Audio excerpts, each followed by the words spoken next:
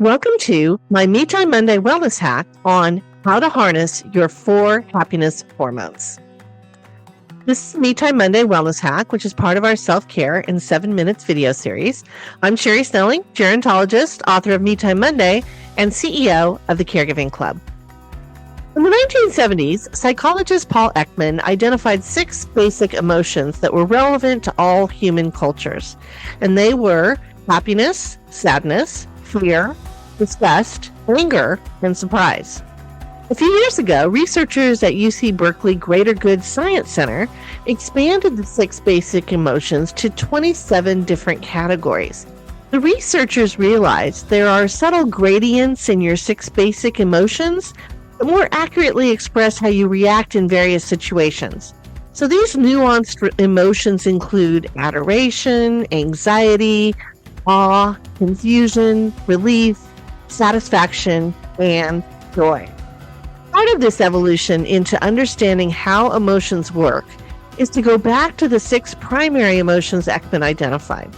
These 6 emotions are triggered by the ancient brain, but when interpreted and analyzed and acted upon, those additional gradients classified by the Berkeley researchers are being modulated through the modern brain. What gerontologists know is that the foundation for happiness is to understand how the ancient brain works. In my workshops, I ask participants to track their 6 basic emotions over a 2-week period. Are you more happy or sad? Do you have a lot of anger moments or disgust? Were surprises positive or negative? By evaluating your emotions, you can also analyze how to create balance between everything you are feeling and experiencing.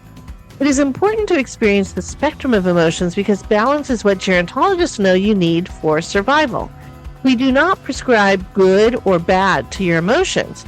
Being able to manage an emotion such as anger, which some may consider negative, is what helps you to survive. Now, my Me Time Monday program relies on 4 feel-good hormones to build your happiness.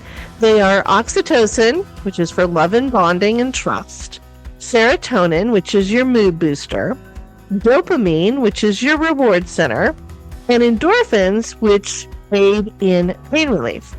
I call them the 4 happiness hormones, and learning how to harness them to balance your bad moods or bad days to make more good moods or good days is essential to self-care.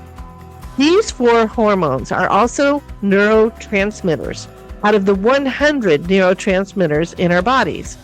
These neurotransmitters create the central control for emotional and physical function. Neurotransmitters are chemical messengers carrying messages between nerve cells. Think of them as the FedEx, email, or texting service from your nervous system to other parts of the body. Neurotransmitters also operate like air traffic controllers. They push the messages from cell to cell, block the messages from cells, or tweak the message to optimize function. Once you understand what creates a trigger of your happiness hormones, you can now take charge of your emotions. Hormones are like Superman's kryptonite. Some can derail you, but others can empower you.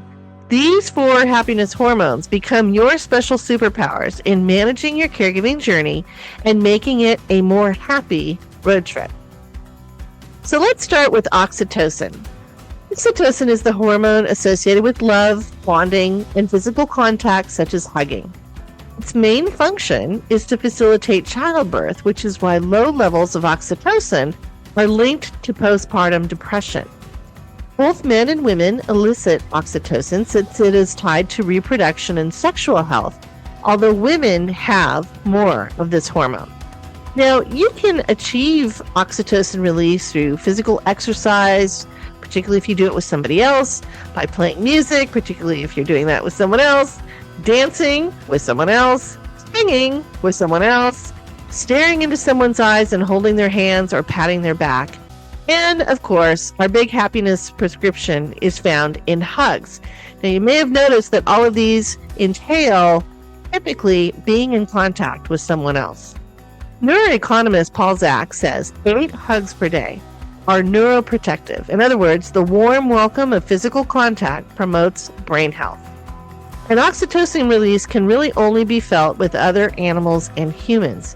It is not something we get from technology or cold, inanimate objects. It is the life force that makes this oxytocin hormone surge through your body and bring about the connections and relationships that make us all happier.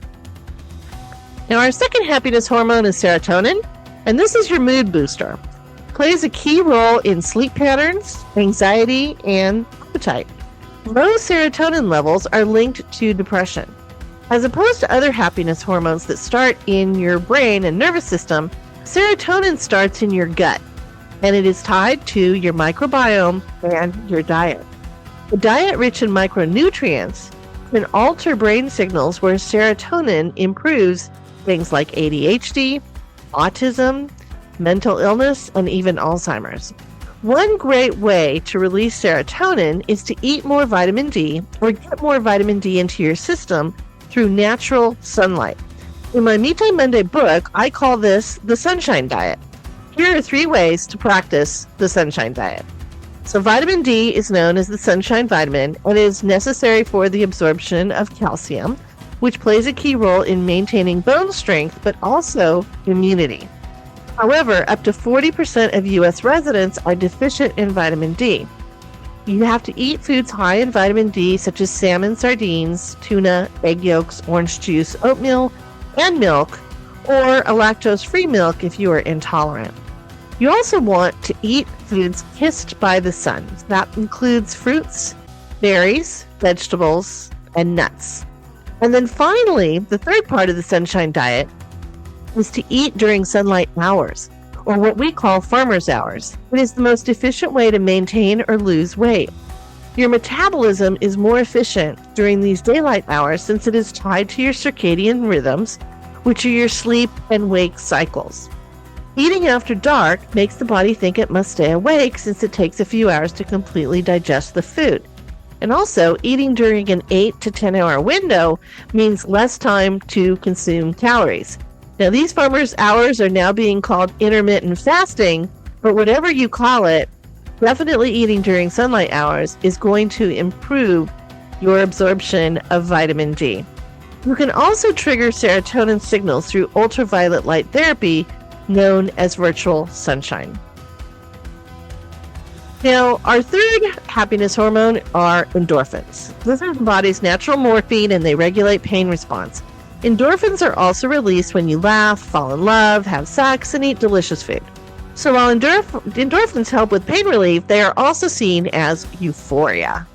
When we think of endorphins, we tend to think of physical exercise. Most professional and amateur athletes experience endorphin release when they engage in physical exercise. It is that natural high that they talk about, whether you are a marathoner or a pickleball enthusiast. But laughing can have similar effects as physical exercise or even acupuncture through the transmission of endorphin release to reduce pain. So whether you are feeling physical pain or emotional pain, moving, dancing, and engaging in social activities, including laughing through your tears and your fears, put endorphins into action to bring you back into balance and give you some happy back. And our final happiness hormone is dopamine. This is the central command for the body's reward center, and it allows for feelings of pleasure and arousal. Dopamine also enables learning by allowing focus and concentration. It also controls motivations because we learn and remember how we felt with previous dopamine release, and we want to feel that again. We know we can sometimes fall prey to dopamine into wanting things that are not always good for us. Eating too much, gambling, driving too fast may give our brains a burst of exhilaration, but can also end tragically. We also know that instant gratification of our wants and desires become transitory feelings of happiness that really do not last or make us happy in our soul. When you have a desire for something and that desire is fulfilled, you are instantly gratified, but often the gratification dissipates over time, particularly if the object of your desire is of the material world, such as a red Ferrari or a Sprinkles cupcake. This is known in gerontology as hedonic adaptation. These desires will not replace the value you seek, such as quality relationships, spiritual fulfillment, or a life of meaning. These objects of desire will not make you free. In some ways, they enslave you. You have more expensive car insurance payments or added pounds and a sugar high followed by a sugar crash that you will regret. And science shows us that instant gratification actually leads to dissatisfaction and ultimately depression over time. To find long-lasting joy and happiness, the trick is to retrain your brain to savor special moments rather than focus on what is missing in your life. You also learn in my Me Time Monday workshops how to create dopamine with small, short activities that you can sustain over time.